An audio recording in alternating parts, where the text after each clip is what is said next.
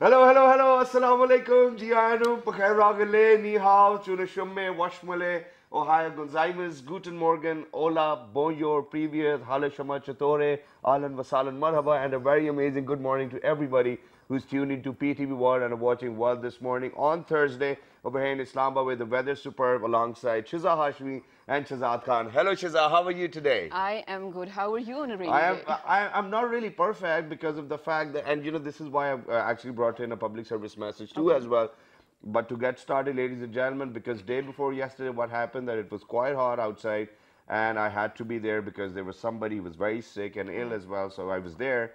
And then eventually, when my transition happened from going from very hot weather to into an air-conditioned room, this is what happened. So now I'm suffering from flu. I need your prayers too as well, which perfectly all right. I hope Shiza does not catch us as well. I hope I don't, and get well soon, you. Thank you very much as well. What about you? How's your day so far? It's great, you know, because it was raining. Because obviously, it is like the favorite most weather of mine. So I woke up ahead of time, and I took my coffee in my terrace, at my terrace, of course, and I had a great morning. Well, that's just great and superb as well. So, you know what I was thinking was, okay, I know, Mr. Producer, that you want us to move on to the top stories, but let us just get done, you know, we're partners. So, you know, the first thing which comes to my head is that, you know, by approximately 8:20, 8:15, I'm here in the studios. And even till that time, you're done with your makeup, you know, you're up there with the guests, you know, rehearsing.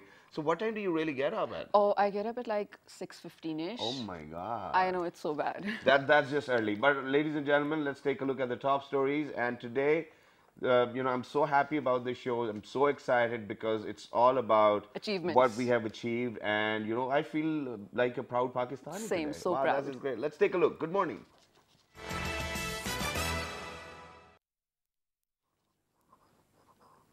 The State Bank sets up Supreme Court Dayamir and Mohammed Dam's fund accounts.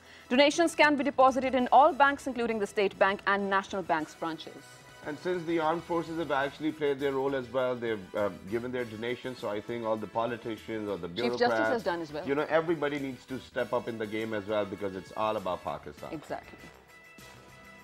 Moving on, where a U.S. photographer, Brian McCarty, wants you to see the horrors of war, but through the eyes of a child.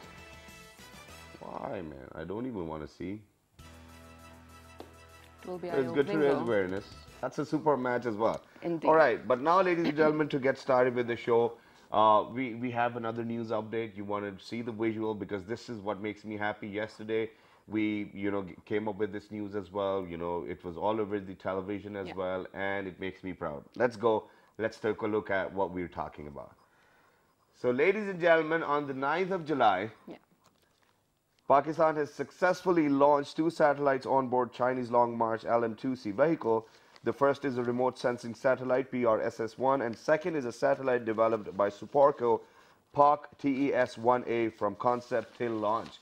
Wow, what a great thing to witness and what a great thing to do on your show as well. Wow, I'm so happy. So happy that we're actually talking about this. Exactly. This has been a week of good things for Pakistan. Exactly. You know, first we're beating Australia in Harare, you know, and we're still on top of the ICC rankings. And then we're doing our second International Film Festival in New York. Then we're launching our own 2 satellites. How amazing is that? And even other than that, we've got a surprise for our second segment as well, because that's all about promoting the image of Pakistan. But to discuss, you know, the making of the satellite, how it functions, you know, the challenges we face. We have been joined by a fabulous team over here. They're over here in the studios, already smiling, chirping, very happy of the fact. And, you know, the entire Pakistani community is happy of the fact that whatever hard work they have put in. So, ladies and gentlemen, on the right-hand side, we've got Mohammed Imran, who happens to be a satellite design engineer. Welcome to the show. Thank you so much for being here.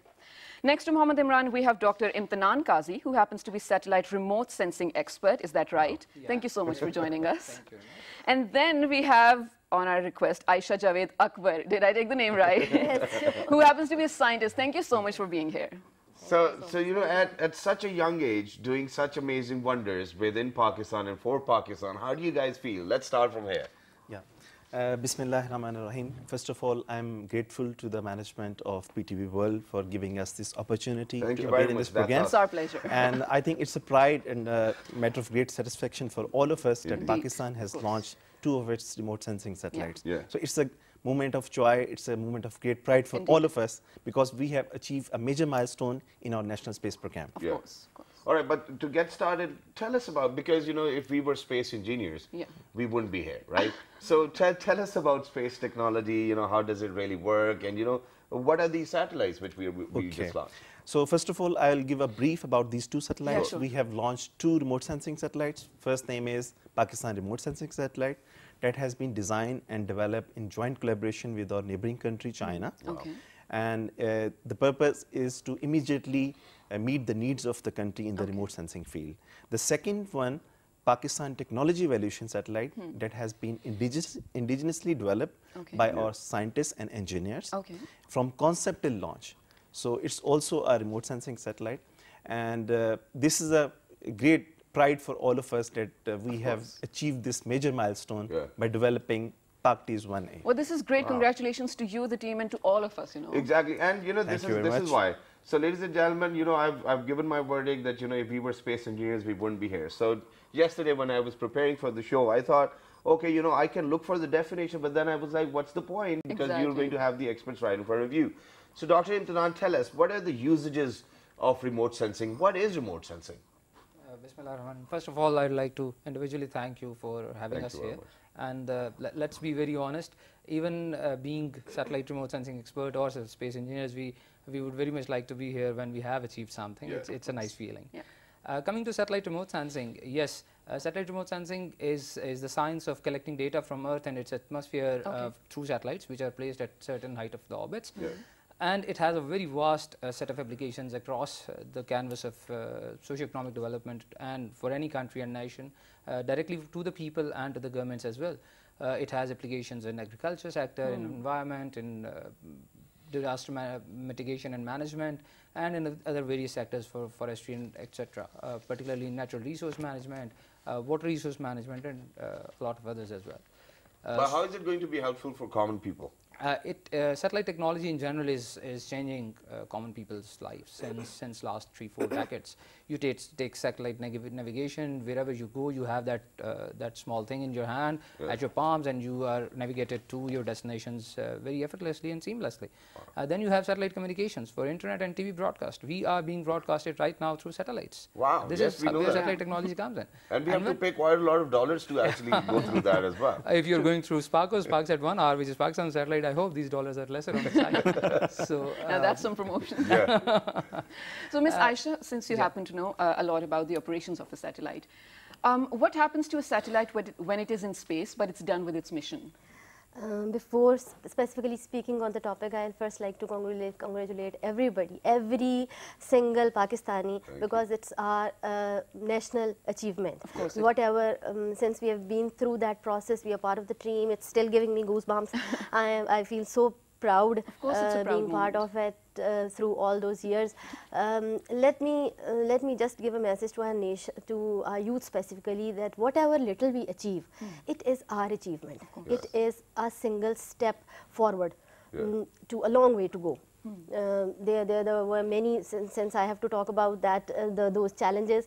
So they were there right from day one. Mr. Imran told you about the programmatic things, probably be telling you more. Other than the programmatic things, satellite development is very delicate sort of job. It needs very supreme reliability to be assured. And by reliability, when we say reliability, you have once developed something that has to be set in space, and then there is no coming back. You are not going to say manufacture or I should say maintenance option. There is no maintenance option. There is nothing like that you can upkeep things or you can make things better. So you just have to make a perfect device in the first perfect device. No chance of any error should be there. No chance of any. And you know what is our biggest enemy there in space? There is there is no no such challenges as there are we have on ground for other general electronics or the mechanical thing. It's a mechanical and electronic package that we are sending it there. It has to be perfect in all aspects. The biggest thing that it faces is the space weather. Space weather, normally we say there is no air, but there are many other such things like pressure, like high magnetic pressure, and there is vacuum, and vacuum impacts very differently on mechanisms, on mechanics and on electronics, and then there are space radiations. Okay. high energetic radiations. They are all the time bombarding on your electronics, all the time. You never know. Even today, when NASA is working on different satellites, ESA is working on, they are the experts in the field. They are fighting against these challenges. Once you develop it, you have to fight against it. You have to develop it very benignly. And this is why I'll have to move on to Imran Sahab over here. So now Imran Sahab, as I've mentioned again and again, that we are laymen at space and technology and whatnot.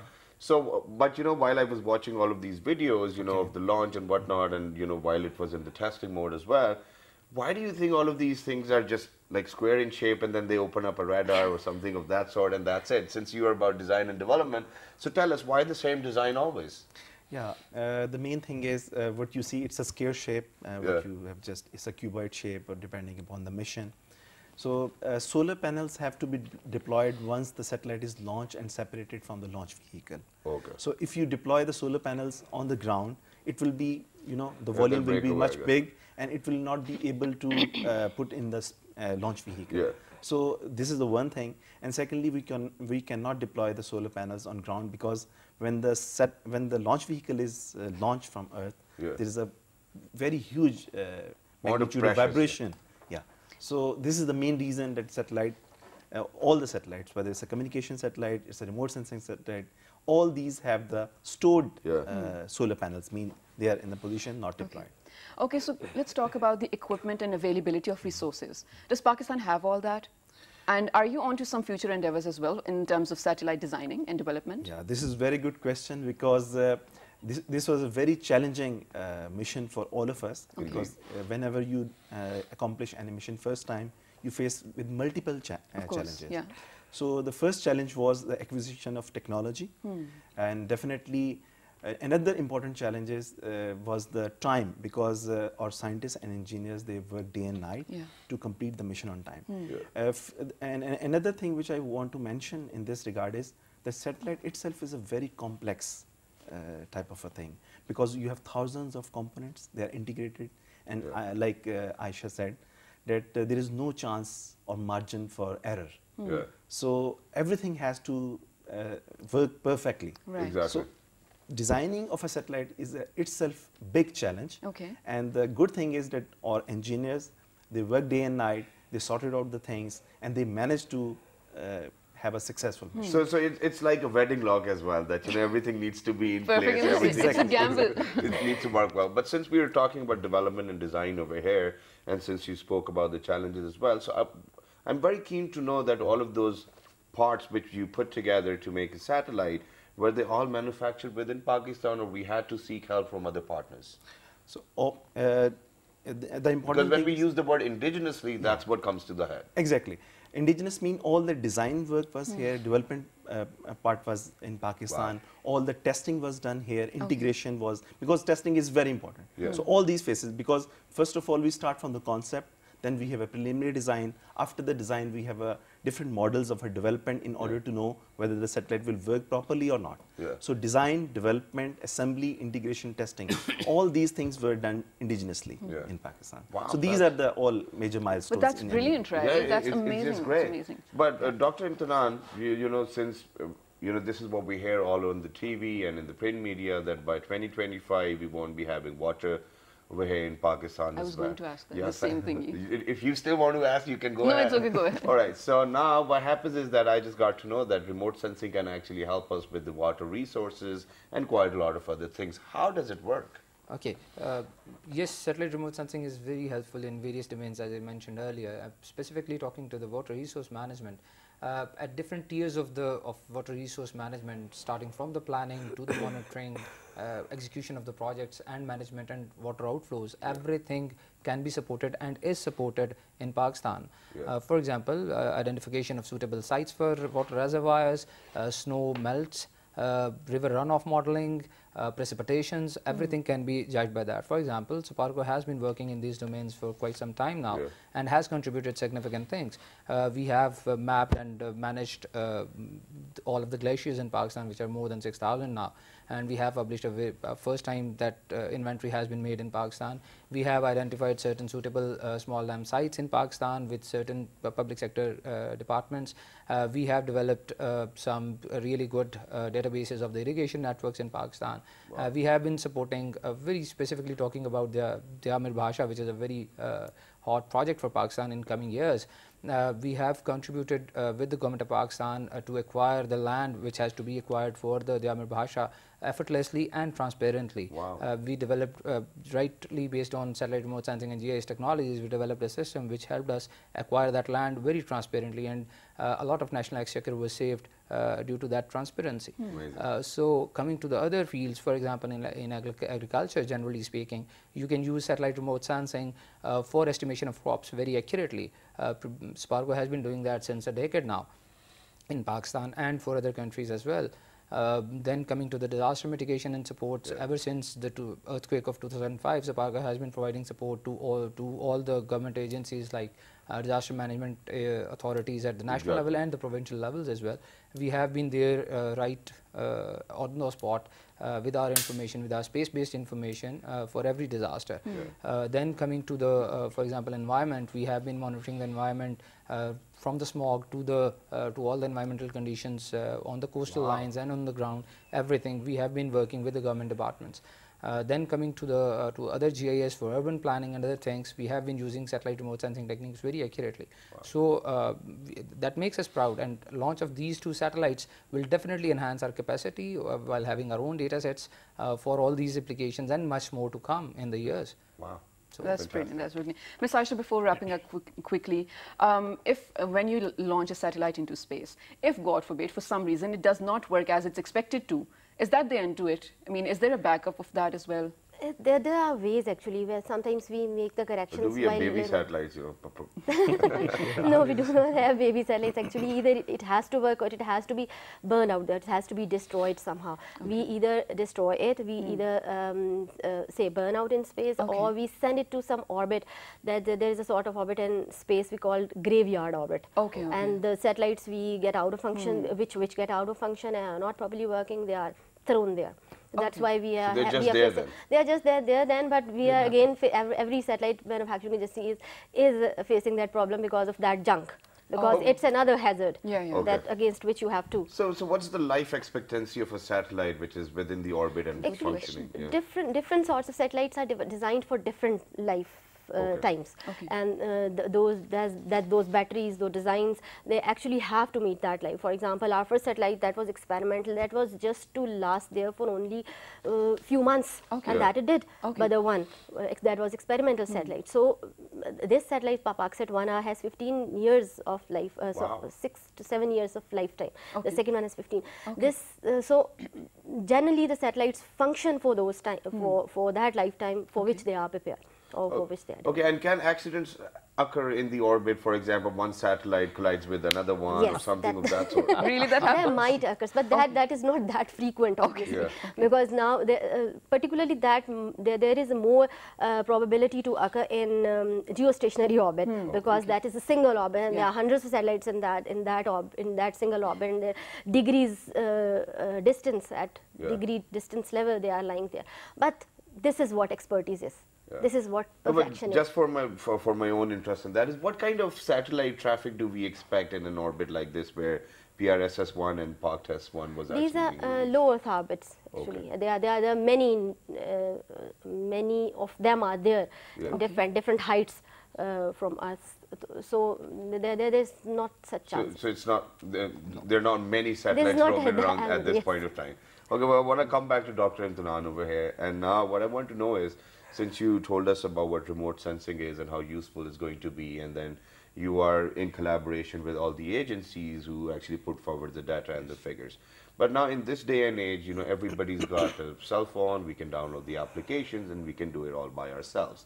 So how do you think that these data can actually, or these figures can be available for a normal human being who's a farmer, you know, who probably needs to know about when the floods are going to come in or probably to move somewhere else? How does it work? Okay, for different departments or for different domains, the kind of applications that we develop or we provide them the support is different. Okay. For example, there are line departments in the government of Pakistan who work in their specific domains, Yes. like agriculture department, who is responsible for the agriculture maintenance and everything.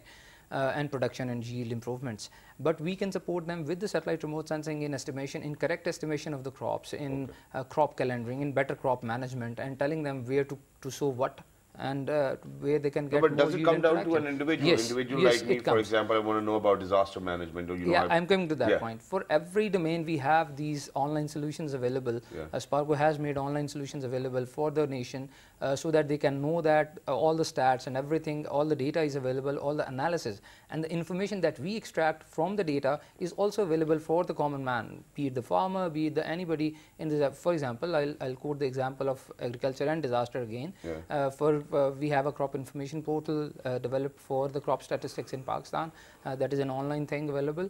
We coming to the disaster mitigation. We have a website available, a web portal available based on the satellite data and characteristics, which is used by all the government agencies as well as the common people to check where what the state of floods and other disasters are during the run time. Wow, that's just great and cool as well. So it's benefiting every single person in Pakistan. Exactly, Yeah, indeed. And not just in Pakistan. I think that, you know, you might be sharing these data figures with everybody else around yes, the globe. in the too, neighboring right? countries. Yes. Especially in the It's disaster subjective. management, when there We is some have kind of a these, disaster, interaction then on collaborations. humanitarian basis, we share the data with other countries. Well, that's with other perfect. On people as well. humanitarian basis. Exactly. Wow. I mean, we have put in so much hard work and money We have into it. Why international can't we charters. earn money out of it? We are part of UN charters, and we have to we oblige them. And during various international disasters in Nepal and Iraq, we have supported them. So Wow.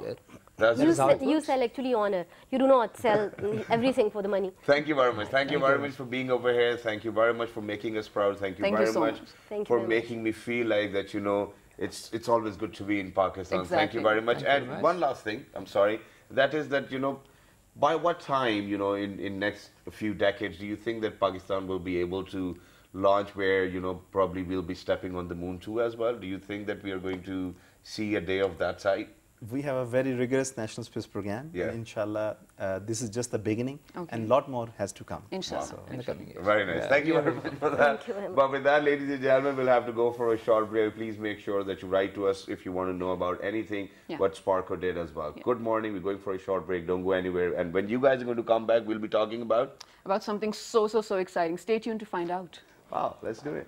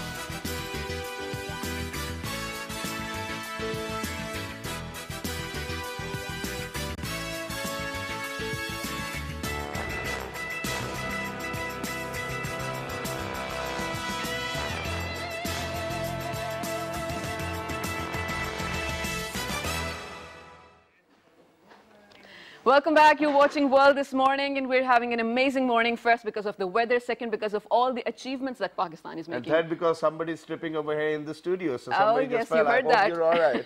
Yeah, he is. Anyway, so this segment is so exciting because, first of all, just a few days back, we were talking about how blog culture is pop culture, right? And with us, we have in our studios someone from so far away.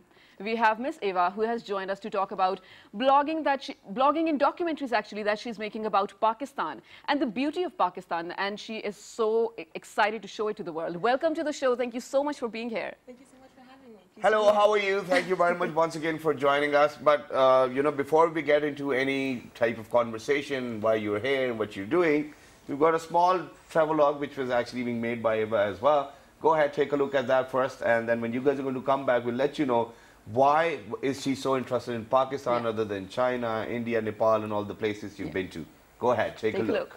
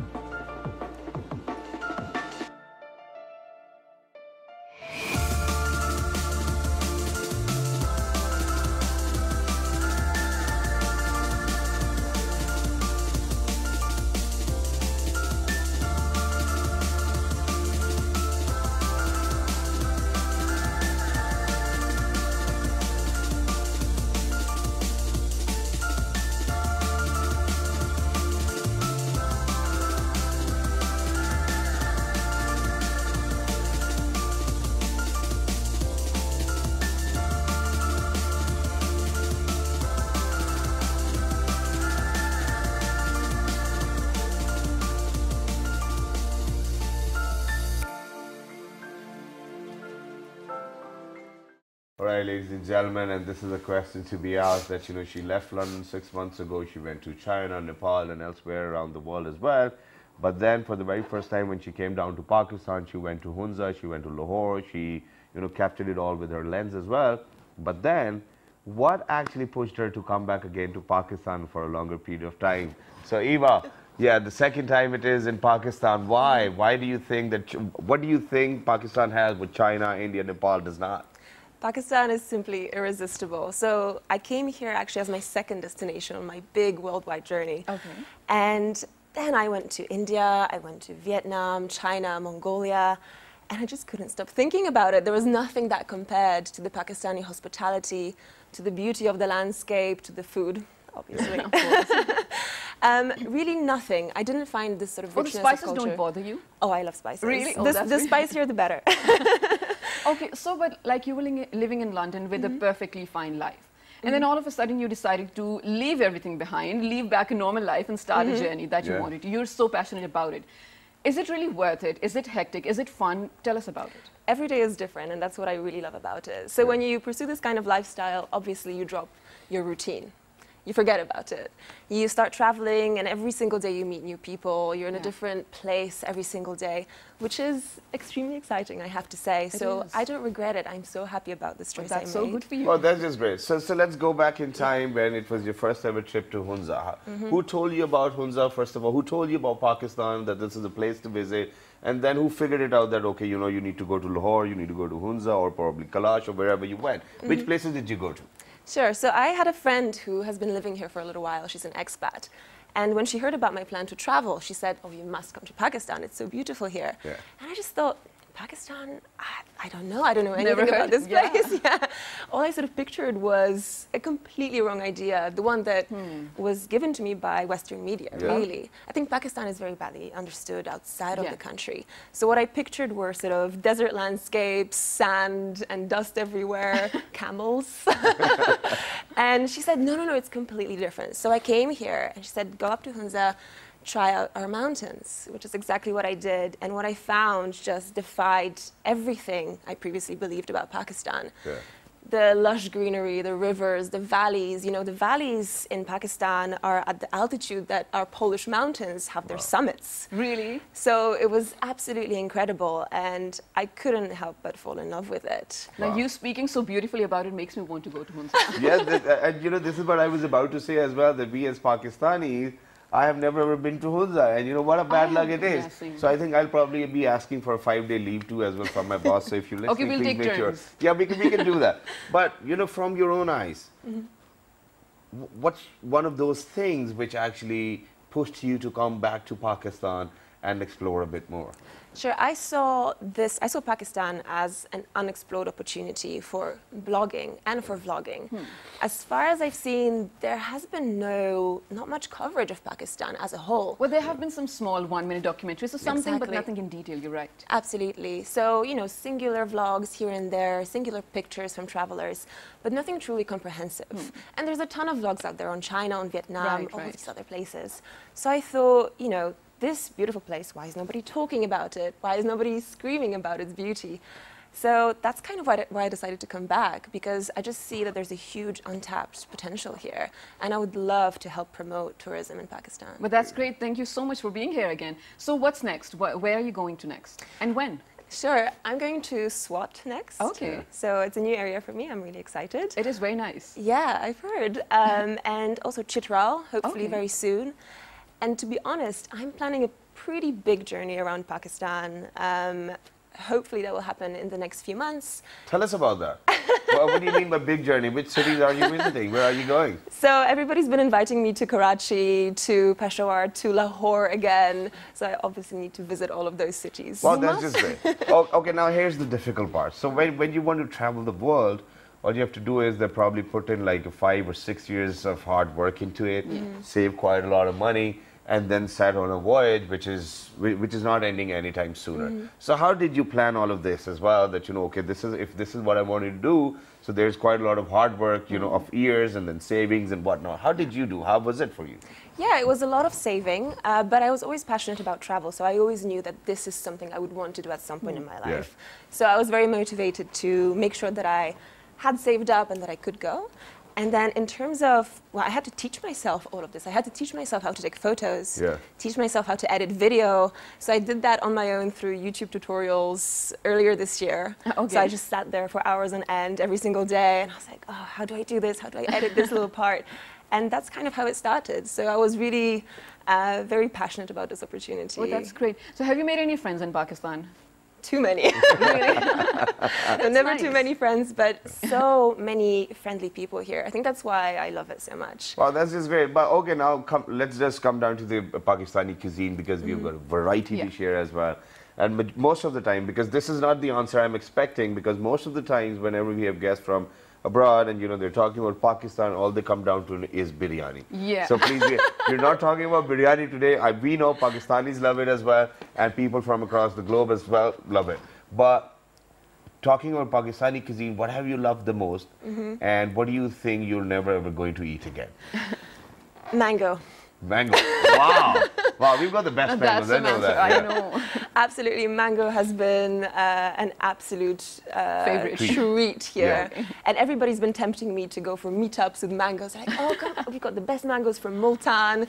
And so I've been just crazy about that. Wow. And gulab jamun also. Gulab jamun, yeah. Oh, she's got a sweet tooth as well. Wow, that's just cool. But other than that, you know, we're so habitual of making curry, putting too much oil in it, too many spices. So talking about those dishes, what have you loved the most? Sure. So I love anything that has chicken in it, anything that's as spicy as possible. And the other day, I can't remember the name, but I had a really amazing aubergine dish with a very strong curry. Is it aubergine curry? Yeah. So that was absolutely delicious. I'm trying to sort of limit my intake of the oily stuff, but it's proving very difficult here. Wow. Too tempting. But you know, most of the time when you're traveling, you also have to be very cautious about your health.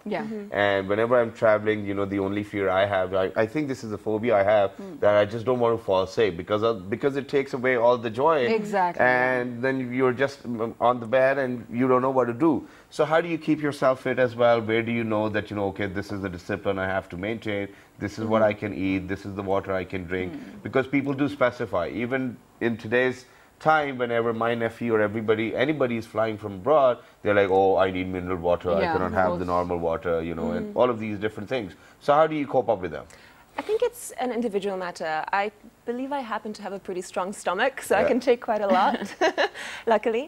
But in terms of exercise and things like that, it's very hard to find a routine when you're traveling because you're waking up in different places at different times, you know, different people around you, and you don't always have a gym or anything like that to go to. So I try to go running as much as possible. You know, I try to swim as much as possible if there's a pool somewhere nearby. For the last 5 or 6 weeks, I was in Mongolia horse riding. Wow. So that was pretty great, which ensures great levels of fitness. So just make do. You can even do exercises back in your hotel room, right, or at home. So it's pretty simple. If you really want to do it, you absolutely can. And then on the food, yeah, as I said, it's pretty difficult to control yourself when you've got so much delicious stuff in front of you, like here in Pakistan. But at the end of the day, you know, I try to limit it. I try, do my best. Well, it is superb, and you know, to my knowledge, I feel great that there are people traveling from all over the world coming down to Pakistan, promoting a very healthier image of Pakistan as well, and this is how it needs to be promoted because social media plays a very pivotal role. It does. But now, what I want to ask is, since you're a travel maker as well, so what happens is that when you make a travelogue and you upload it onto your social media platforms, what's the kind of feedback you get from different countries or from even from Pakistan? Sure. So I think my channel has a few different angles, and I get feedback from a few different angles. One of them is obviously promoting a healthier, more positive image of Pakistan. So I get a ton of amazing feedback every single day. So many messages that I cannot keep up every single day, which is incredible to see. So just positive feedback from Pakistanis. Thank you so much. And on the other hand as well, you know, I'm a woman and I'm traveling solo a lot of the time.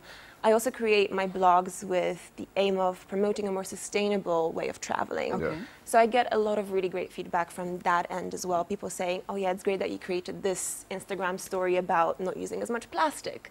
So that's great to see because I feel that, you know, these kinds of things, these kinds of stories and posts have a real power to change people's behaviors. And that's amazing to see. Yeah, and it's hard to do it at times as well, that, you know, because, you know, we might have certain or limited resources at a particular point of time or wherever we are traveling. So then how do you cope up with that? Because, you know, okay, there might be times when, you know, there's no other option other than using plastic. So then what would you do? Would you just rest yourself? Would you be like, okay, I'm not doing it, probably, you know, on the next stop? How do you manage it then? Sure. I mean, if the option is between being dehydrated and using a bit of plastic, then of course I would advise, you know, going for the plastic option. But some of the things, there's a lot of easy tricks that I use, for example. For example, I just refuse plastic straws whenever I go to cafes or restaurants. The experience of drinking a juice is the same if you're not drinking it with a straw. So life is that simple too as well. Okay, but now, you know, since you mentioned about traveling solo, and we do have a few challenges related to that as well, and then, you know, security is obviously anyone's topmost priority while traveling too as well. What is the kind of behavior you've witnessed over here when you went to Hunza, and Laura, you have said it, that we're very friendly and whatnot, but then there's still challenges at the back of your head which you do not really want to be a part of. So how do you handle all of that? So Hunza and Lahore I found to be completely different in the way that I was sort of treated or in the way that I was perceived on the streets.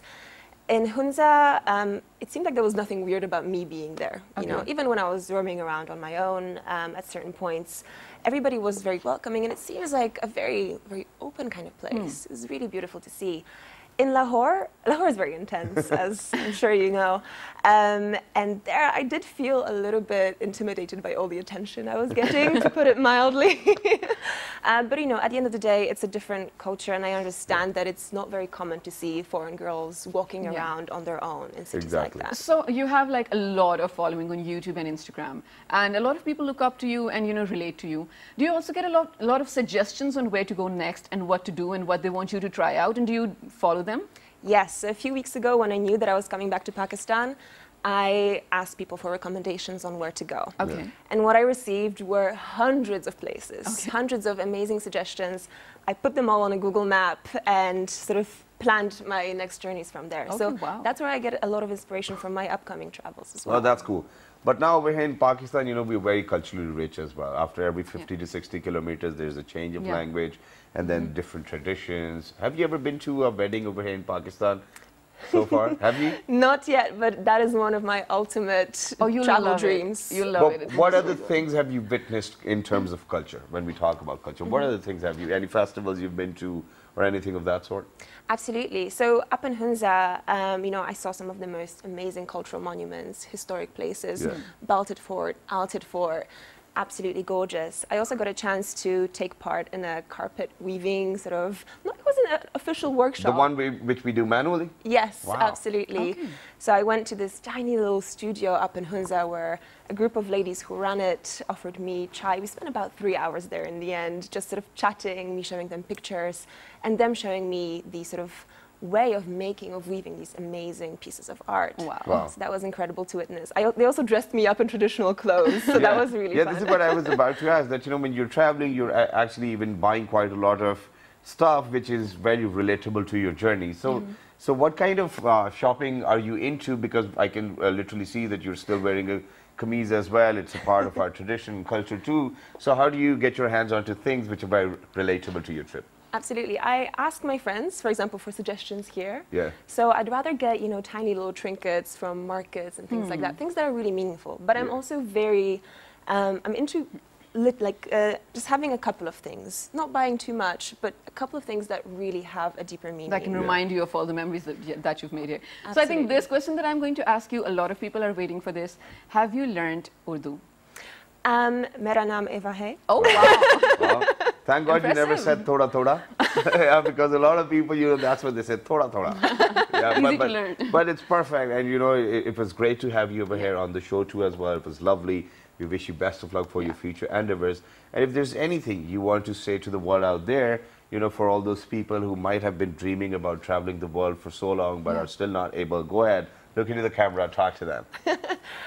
Absolutely. Keep on dreaming. Keep on doing what you love. And thank you so much for all your hospitality and all your kindness. Thank you, Varma. Thank you very much, Eva, for being with us. It was Thank you. lovely talking to you. And with that, ladies and gentlemen, I would wrap up with just one thought, and that is that, you know, since me and Shiza, while we were talking to Eva, and she said that she's been to Hunza, you know, we really felt as if, you know, we as Pakistanis should have been to that place first before, or, you know, anybody. Before Eva did. Yeah, before anybody went there. And, you know, there are quite a lot of times there are restrictions, there are limitations. You cannot make those decisions work at times. But then if you have it in your head, do it and you will love it. Anything you want to say? Well, just enjoy the weather, be kind to each other, and follow Eva's page so that you can watch the beautiful Pakistan. Yeah. So let's just do it. Please write to us on our Facebook fan page, which is with the name of World This Morning. On Twitter. World This Morning -G. On Daily Motion YouTube. World This Morning. And the fabulous repeat is going to be at 11:05 in the night. Till the next time, look after yourselves. 1, 2, 3. Good morning.